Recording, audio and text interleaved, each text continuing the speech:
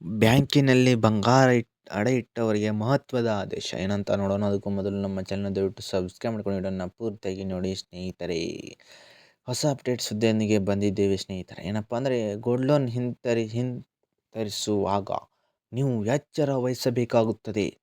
So ಒಂದು ತಪ್ಪು ಮಾಡಿದರೆ ಹೆಚ್ಚು ಬಡ್ಡಿಯನ್ನು ನೀವು ಕಟ್ಟಬೇಕಾಗಿ ಬರಬಹುದು ಸ್ನೇಹಿತರೆ. ಹಾಗಿದ್ದರೆ ಏನು ಅಂತ ತಿಳಿಯಲು ವಿಡಿಯೋನ ಪೂರ್ತಿಯಾಗಿ ನೋಡಿ ಸ್ನೇಹಿತರೆ. ತುರ್ತು ಸಂದರ್ಭಗಳಲ್ಲಿ ಹಣದ ಅಗತ್ಯ ಅಂತ ಬಂದಾಗ ಅನೇಕ ಭಾರತೀಯ ಗೋಲ್ಡ್ ಲೋನನ್ನು ಆಚರಿಸುತ್ತಾರೆ. ಇದು ಸುಲಭ ಮತ್ತು ತ್ವರಿತ ಲೋನ್ ಆಗಿದ್ದರೂ ಕೂಡ ಮರುಪಾವತಿಸುವ ವಿಧಾನದಲ್ಲಿ ನೀವು ಎಡಬಾರದು. ನೀವು ಮಾಡುವಂಥ ತನ್ನ ತಪ್ಪುಗಳು ದೊಡ್ಡ ಆರ್ಥಿಕ ನಷ್ಟಕ್ಕೆ ಕಾರಣವಾಗಬಹುದು ಅಂತ ಹೇಳಿ ಬ್ಯಾಂಕ್ಗಳು ಇದೀಗ ಎಚ್ಚರಿಕೆಯನ್ನು ನೀಡಿದೆ.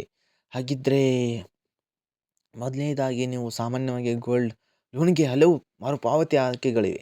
ಮೊದಲನೇದಾಗಿ EMI ಅಂದರೆ ನಿರಂತರ ಮತ್ತು ಸ್ಥಿರ ಆದಾಯ ಇರುವಂಥ ವೇತನದಾರರಿಗೆ ಈ ವಿಧಾನ ಸೂಕ್ತ ಅಂತ ಹೇಳ್ಬೋದು ಸ್ನೇಹಿತರೆ. ಏನಪ್ಪ ಅಂದರೆ ಮಾನಸಿಕ ಮೂಲ ಪ್ಲಸ್ ಬಡ್ಡಿಯನ್ನು ನಿಗದಿತ ಮೊತ್ತವಾಗಿ ನೀವು ಇಲ್ಲಿ ಪಾವತಿಸಬೇಕಾಗುತ್ತದೆ. ಹೌದು ಸ್ನೇಹಿತರೆ. ಏನಪ್ಪ ಅಂದರೆ EMI ಪಾವತಿ ತಪ್ಪಿಸಿದರೆ ಒಂದು ವೇಳೆ ಖಾತೆಯ ಸ್ಪೆಷಲ್ ಮೆನ್ಷನ್ ಅಕೌಂಟೆಂಟ್ ಅಂತ ಹೇಳಿ ಗುರುತು ಮಾಡಲಾಗುತ್ತದೆ ಸ್ನೇಹಿತರೆ. ಇದು ನಿಮ್ಮ ಕ್ರೆಡಿಟ್ ಸ್ಕೋರ್ಗೆ ನೇರವಾಗಿ ಹಾನಿ ಉಂಟು ಮಾಡಬಹುದು ಸ್ನೇಹಿತರೆ. ಏನಪ್ಪ ಅಂದರೆ ಈ ಆಯ್ಕೆಯನ್ನು ಅನುಸರಿಸುವ ಮೊದಲು ನೀವು ಕೂಡ ಯೋಚನೆ ಮಾಡಬೇಕಾಗುತ್ತದೆ ಸ್ನೇಹಿತರೆ. ಇನ್ನು ಏನಪ್ಪ ಅಂದರೆ ಎರಡನೇದಾಗಿ ಏನಪ್ಪ ಅಂದರೆ ಬುಲೆಟ್ ಪಾವತಿ ಅಂತ ಹೇಳಿದೆ. ಇದು ಯಾರಿಗೆ ಸೂಕ್ತ ಅಂತ ಹೇಳಿದರೆ ಏನಪ್ಪ ಸ್ನೇಹಿತರೆ, ಅಂತಿಮ ಗಡುವಿನಲ್ಲಿ ದೊಡ್ಡ ಮೊತ್ತವನ್ನು ಪಾವತಿಸಲು ಸಾಧ್ಯವಾಗುವವರಿಗೆ.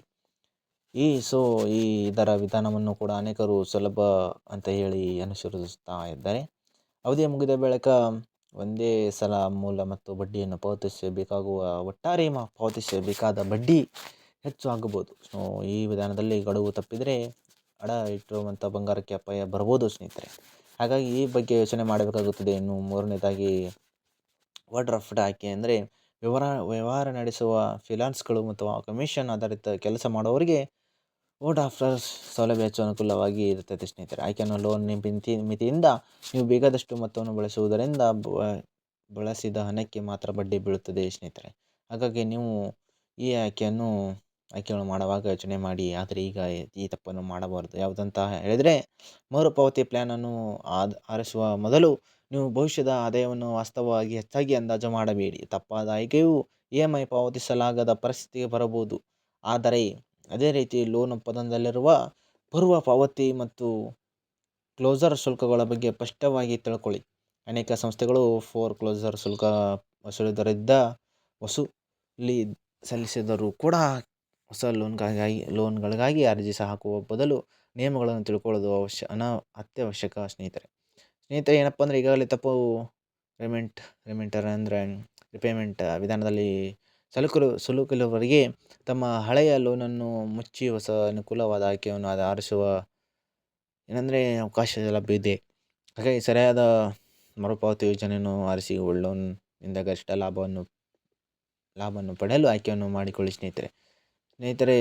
ಏನೇ ಡೌಟ್ ಇದ್ದರೂ ಕಮೆಂಟ್ ಬಾಕ್ಸಲ್ಲಿ ಕಮೆಂಟ್ ಮಾಡಿ, ನಾನು ನಿಮಗೆ ತಿಳಿಸ್ಕೊಡೋ ಪ್ರಯತ್ನ ಮಾಡ್ತಿರ್ತೀನಿ ಸ್ನೇಹಿತರೆ.